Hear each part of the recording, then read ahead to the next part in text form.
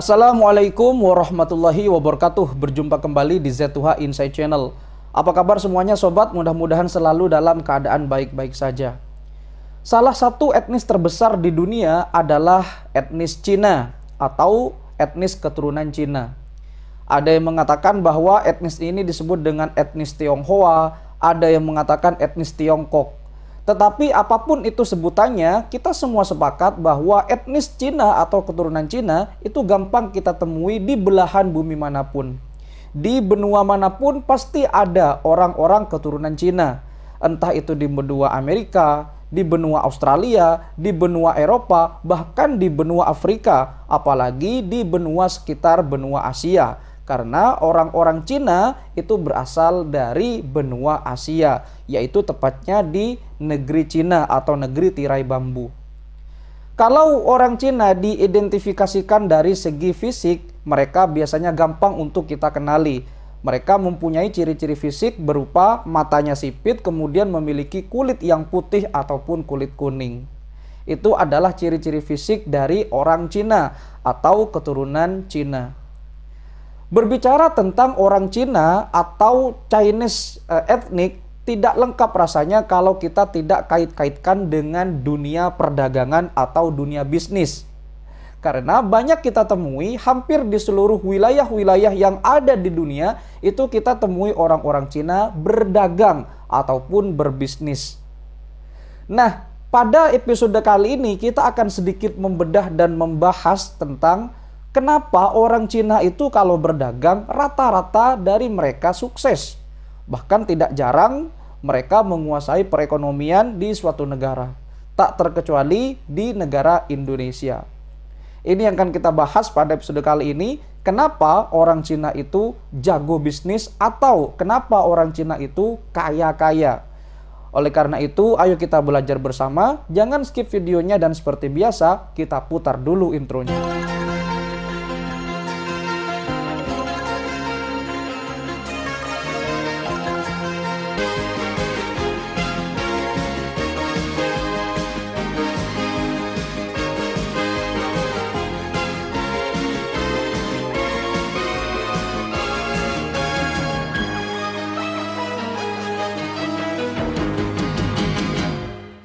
Anda pasti pernah tahu atau setidaknya pernah mendengar salah satu kata-kata bijak yang paling populer. Di mana kata-kata bijak itu biasanya memberikan motivasi kepada kita untuk terus belajar. Yaitu utlubul ilmah walau bisin. Yang kalau kita terjemahkan ke dalam bahasa Indonesia, maka akan berbunyi tuntutlah ilmu atau carilah ilmu walau ke negeri Cina. Pasti salah satu dari kita pernah mendengar kata-kata tersebut. Ada yang mengatakan bahwa kata-kata tersebut adalah sebuah hadis, ada yang mengatakan bahwa kata-kata tersebut adalah sebuah kata-kata bijak. Tetapi apapun itu sebutannya, yang jelas kata-kata tersebut memberikan motivasi kepada kita untuk terus belajar. Dan menurut para ahli sejarah, kata-kata tersebut berasal dari Jazirah Arab. Menariknya adalah antara jarak Jazirah Arab kemudian ke negeri Cina sangatlah jauh. Dan kata-kata ini sudah ada sejak dulu awal-awal Islam muncul, yaitu sekitar tahun 600-an Masehi. Pertanyaannya adalah, ada apa dengan negeri Cina? Ada apa dengan orang Cina? Apa spesialnya orang Cina itu? Kenapa diidentikan dengan belajar sampai ke negeri Cina? Pasti ada sesuatu di negeri Cina. Dan pasti ada hal yang tersembunyi di balik semua itu. Nah, mari kita telusuri jejak sejarahnya secara singkat saja. Pertama, negeri Cina adalah salah satu negeri yang besar. Kita mengetahui itu. Dan penduduk Cina itu adalah penduduk yang sangat besar di dunia. Bahkan saat ini penduduk Cina menduduki peringkat pertama dengan penduduk terbanyak di dunia. Termasuk juga Indonesia dalam urutannya. Dan yang berikutnya adalah di Cina ada salah satu keajaiban dunia, yaitu The Great Wall atau tembok besar Cina. Konon bangunan ini adalah satu-satunya bangunan yang bisa dilihat dari bulan, saking besarnya. Kemudian berikutnya, di Cina adalah salah satu negara yang pertama kali memperkenalkan kertas. Kalau Anda baca sejarah tentang penemu-penemu yang dikutip atau ditulis oleh sejarawan ahli sejarah dari Amerika yang bernama Michael Hart, maka Anda akan menemukan seorang tokoh dari Cina yang bernama Sai Alun. Beliau adalah salah satu pencetus atau penemu kertas di dunia. Kemudian dari Cina menyebar dan hingga saat ini kita bisa merasakan apa yang namanya kertas itu. Itulah sekelumit sejarah tentang keunikan-keunikan negara Cina berikut dengan bangsa-bangsanya. Lantas timbul pertanyaan, tadi di awal saya sempat menyinggung orang-orang Cina biasanya jago dalam berbisnis. Tak jarang mereka selalu memetik hasil yang melimpah sehingga mereka menjadi kaya raya. Kita jarang menemukan orang-orang Cina itu miskin. Memang sedikit jumlahnya, tetapi rata-rata atau mayoritas orang Cina atau keturunan Cina ternyata adalah orang-orang menengah ke atas atau yang disebut dengan konglomerat. Kita setuju bahwa Indonesia itu adalah salah satu negara yang memiliki penduduk Cina. Kita juga mengetahui bahwa beberapa konglomerat atau miliarder yang ada di Indonesia ternyata diduduki oleh orang-orang Cina atau dalam hal ini adalah keturunan Cina. Ada apa dengan orang Cina itu? Kabar terbaru dari Cina adalah saat ini mereka sudah bisa berhasil menemukan gebrakan yang membungkam seluruh dunia, yaitu matahari buatan. Tentunya matahari buatan itu adalah nuklir yang dikembangkan oleh orang-orang Cina atau negara tirai bambu. Dan yang menarik dari Cina lagi adalah biasanya kalau kita beli mainan atau beli produk-produk selalu kita temui made in China, dan selalu made in China. Always made in China. What happened in Chinese? Apa yang terjadi dengan Cina? Rata-rata kita semua menemukan hal-hal yang berbau tentang Cina kalau kita beli produk-produk, entah itu elektronik, entah itu fashion, apalagi mainan. Karena memang di Cina itu sekarang sangat berkembang pesat dan hampir menguasai perdagangan yang ada di dunia. Nah, kita fokus kepada pembahasan pada episode kali ini, kenapa orang Cina itu kaya-kaya dan kenapa orang Cina itu jago berbisnis. Apa rahasia dari kesuksesan mereka? Setidaknya ada 6 alasan kenapa orang Cina bisa sukses bahkan kaya raya. Ini menurut salah satu buku. Pertama, orang Cina itu pekerja keras. Artinya orang Cina itu tidak setengah-setengah dalam bekerja. Mereka langsung gaspol, tidak peduli seberat apapun pekerjaannya, tidak peduli sesulit apapun pekerjaannya. Karena bagi orang Cina, pekerjaan sulit adalah challenge bagi mereka yang harus diselesaikan. Orang kalau bekerja keras, ya tidak kenal apapun pekerjaannya. Artinya kalau memang sudah mau bekerja, tekadnya sungguh-sungguh bulat, maka yang harus dilakukan adalah do and do. Lakukan dan lakukan. Tidak ada yang lain, hanya fokus kepada pekerjaan. Orang Cina memiliki mental yang seperti itu. Mental orang Cina adalah mental seorang pemenang, bukan mental seorang yang kalah. Banyak kita temui di beberapa kasus, misalkan Anda memulai usaha, kemudian Anda memulai bisnis, kemudian ketika Anda hampir ada di penghujung, misalkan ada di penghujung untuk bangkrut, Anda pasti menyerah. Orang Cina tidak begitu. Orang Cina gigih, pantang menyerah sampai titik darah penghabisan. Termasuk saya pribadi. Saya pribadi adalah baru di dunia per-YouTubean. Saya tidak tahu kapan saya akan jatuh. Saya tidak tahu kapan saya akan bangkit. Yang pasti saya hanya fokus membuat konten-konten yang bermanfaat, terutama untuk diri saya sendiri dan juga untuk masyarakat pada umumnya. Yang kedua adalah orang Cina itu pantang untuk berhutang. Jadi kalau orang Cina tidak ada keadaan mendesak, mereka pantang untuk menghutang. Bahkan haram untuk menghutang. Karena hutang itu akan membengkak di kemudian hari. Orang Cina tidak akan melakukan itu. Seandainya orang Cina itu bisa tidak berhutang, maka mereka tidak akan berhutang. Artinya apa? Artinya kalau orang Cina itu membutuhkan sesuatu, kemudian bisa dipending, mereka tidak akan memaksa. Daripada mereka harus berhutang dan akan dibayar di kemudian hari. Ya, kalau di kemudian hari ekonominya sangat baik. Apalagi orang-orang Cina kita ketahui sangat bisa hitungan matematisnya sangat tajam. Kalau misalkan baik ya oke, tapi kalau misalkan ekonominya di kemudian hari tidak baik bagaimana? Itu yang menjadi pertanyaan. Jadi orang Cina itu pantang untuk berhutang. Sehingga kalau sekecil apapun hutangnya, maka orang Cina tidak mau, sekalipun dia dalam keadaan mendesak.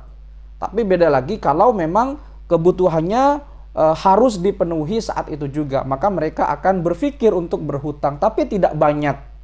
Karena memang hutang itu akan membengkak di kemudian hari dan orang Cina tidak mau hal itu terjadi. Akan merugikan kepada mereka. Berikutnya adalah orang Cina suka menabung.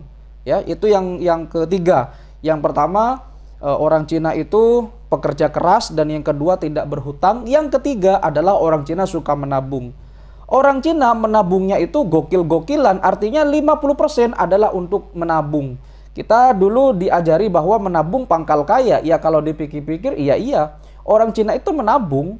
Kalau misalkan Anda gajinya 3 juta, maka orang Cina itu akan saving money 50% dari itu. Artinya 1,5 juta orang Cina akan menyimpannya dan 1,5 jutanya lagi orang Cina akan memakainya dalam kehidupan sehari-hari. Bagaimanapun caranya, bagaimanapun bentuknya, seperti apa caranya, maka bagaimanapun 50% dari 3 juta itu harus cukup dari sebulan ke depan. Artinya saving money 50% 1,5 juta, saving kemudian menghabiskan biaya 1,5 juta lagi untuk keperluan sehari-hari. Apapun caranya yang penting harus cukup. Entah itu berhemat, entah itu mengurangi kebutuhan dan seterusnya. Orang Cina melakukan menabung. Jadi orang Cina itu sudah memikirkan masak-masak. Walaupun gajinya kecil, saving money tetap harus. Saving money is a must. Jadi menabung atau menyimpan uang itu adalah sebuah keharusan bagi orang Cina. Nah, ini harus kita contoh sebagai generasi-generasi penerus bangsa. Yang berikutnya, orang-orang Cina itu tidak membeli barang-barang mahal. Atau apalagi barang-barang branded. Yang penting barang tersebut bisa dipakai dan manfaatnya sama dengan barang-barang yang branded atau mahal. Kalau kita analogikan seperti ini, misalkan Anda beli handphonenya itu handphone branded, katakanlah handphone 5 juta ke atas. Kemudian handphonenya juga berbasis Android dan harganya juga di bawah 5 juta, apalagi di bawah 1 juta. Orang Cina akan membeli itu karena kenapa? Fungsinya sama. Jadi buat apa beli mahal-mahal kalau fungsinya sama?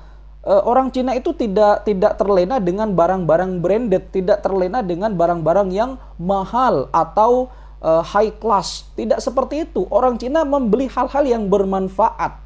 Jadi beda dengan kita masyarakat Indonesia yang biasanya terlena dengan brand-brand tertentu.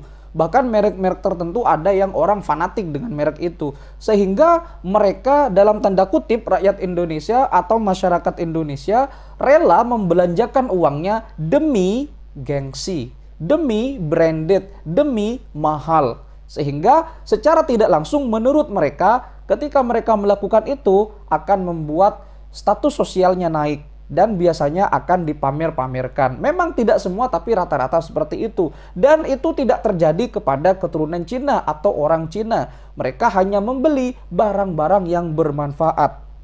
Bukan berarti mereka tidak mau membelanjakan uangnya kepada hal-hal yang berbau branded atau barang-barang yang mempunyai merek-merek terkenal di dunia. Tapi mereka lebih mementingkan kepada apa manfaat dari barang itu. Apakah branded itu bisa bermanfaat? Tentunya tidak. Mereka tidak di-endorse. Beda lagi kalau mereka berbisnis endorsement. Jadi orang Cina seperti itu. Mereka tidak membeli barang-barang yang mahal. Cukup bermanfaat saja, mereka sudah cukup. Karena dengan begitu, manfaatnya sama, kemudian kegunaannya juga sama dengan barang-barang yang mahal. Seperti itulah orang Cina kalau mereka ingin membeli sesuatu. Berikutnya adalah orang Cina, walaupun mereka punya keuntungan, mereka tidak mengambil keuntungan yang besar. Artinya adalah orang Cina untung kecil tidak apa-apa tapi konsisten. Berbeda dengan orang Indonesia, pengennya untungnya besar. Untungnya pengennya besar tapi tidak konsisten. Permisalan begini saya analogikan. Ada pedagang bakso, orang Cina versus orang Indonesia. Misalkan nih orang Indonesia dagang bakso atau jual bakso. Suatu hari ada turis dari mancanegara yang ingin beli baksonya. Biasanya rata-rata orang Indonesia akan berpikir dalam hati, wah kapan lagi nih ada turis beli bakso saya? Mumpung dia sekarang kesini, saya mahalin aja harganya. Toh dia nggak akan balik lagi, toh saya juga untung. Itu rata-rata pemikiran orang Indonesia ketika berbisnis. Berbeda dengan orang Cina. Orang Cina itu berpikir ke depan. Jadi kalau misalkan orang Cina berdagang bakso, mereka tidak akan memberikan harga yang mahal seperti orang Indonesia tadi. Mereka akan memberikan harga yang lebih murah daripada orang yang kasus pertama tadi. Kenapa? Karena orang Cina itu berpikir mungkin dengan saya memberikan barang-barang yang harganya agak relatif kecil atau relatif murah daripada pedagang yang itu, setidaknya saya punya nama. Setidaknya saya dikenal bahwa barang dagangan saya itu adalah barang yang enak, kemudian barangnya juga murah daripada produk sebelah atau daripada dagangan sebelah. Walaupun dia tidak balik lagi, tapi setidaknya saya pernah melayani dia dan dia pernah tahu siapa saya dan dagangan saya kemudian harganya seperti apa. Sehingga walaupun dia tidak kembali lagi karena dia turis, setidaknya dia akan cerita ke orang-orang yang ada di negaranya dan suatu saat bisa kembali lagi ke sini, walaupun kemungkinannya kecil. Itu yang dipikirkan oleh orang Cina, berbeda dengan orang Indonesia. Sehingga kita banyak menemukan ketika 5 tahun bisnis baksonya orang Indonesia tidak berkembang dan bisnis baksonya orang Cina malah sudah memiliki beberapa cabang. Ini yang menarik dari orang Cina. Jadi orang Cina itu mengambil keuntungannya sedikit, tetapi mereka berkonsisten. Artinya keuntungannya walaupun sedikit, tidak apa-apa. Yang penting keuntungannya itu selalu berjalan. Artinya kontinuitas. Bukan untung besar tapi tidak kontinuitas atau tidak berkelanjutan. Mending untungnya kecil tapi berkelanjutan. Artinya selalu diperhitungkan masak-masak secara matematis. Walaupun keuntungannya tidak besar. Yang penting mereka bisa berkelanjutan keuntungannya. Kemudian yang terakhir adalah orang Cina itu suka berinvestasi. Entah itu investasi properti, entah itu investasi emas dan seterusnya. Yang penting investasi. Kita jarang menemukan orang-orang Cina itu yang bisa dikatakan ekonominya menengah ke bawah. Rata-rata mereka menengah ke atas. Itu yang harus kita pikirkan. Dan di Indonesia itu konglomeratnya itu kan rata-rata adalah orang Cina. Hanya ada beberapa lah. Salah satunya adalah Bapak Hairul Tanjung. Jadi beliau itu adalah salah satu konglomerat atau miliarder yang ada di Indonesia. Di atasnya adalah orang-orang yang keturunan Cina atau Chinese ethnic, orang Tiongkok. Bahkan tidak jarang orang Cina itu bisa mengendalikan atau setidaknya menguasai sebuah perekonomian negara. Bayangkan kalau misalkan orang Cina itu tidak ada, mungkin perdagangan di dunia itu tidak mungkin bisa berjalan seperti sekarang. Karena memang orang-orang Cina itu jago bisnis dan mereka biasanya kaya-kaya. Jadi itulah beberapa rahasia-rahasia sukses orang Cina.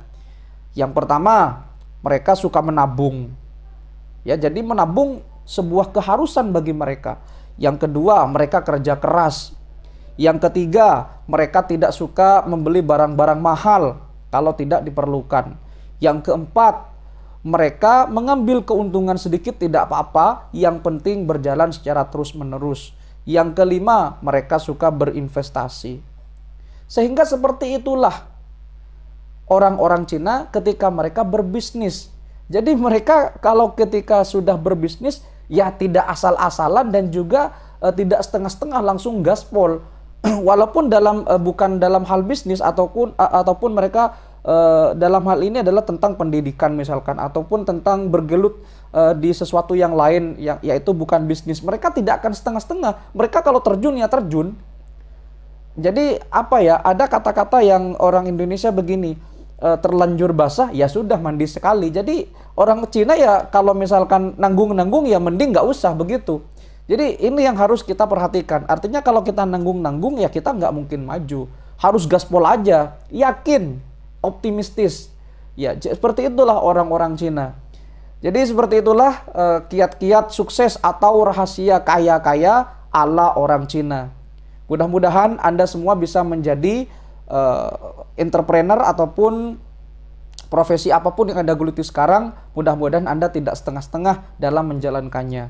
Tetap menjadi diri Anda sendiri, menjadi yang terbaik dan memberikan manfaat kepada orang lain. Terima kasih sudah menonton video ini. Jangan lupa kalau ada koreksi silahkan tulis di kolom komentar agar kita bisa berdiskusi dengan bijak dan juga berdiskusi secara santai. Sampai jumpa di video berikutnya. Jangan lupa untuk like, komen, share, dan subscribe agar channel ini semakin berkembang. Terima kasih. Wassalamualaikum warahmatullahi wabarakatuh.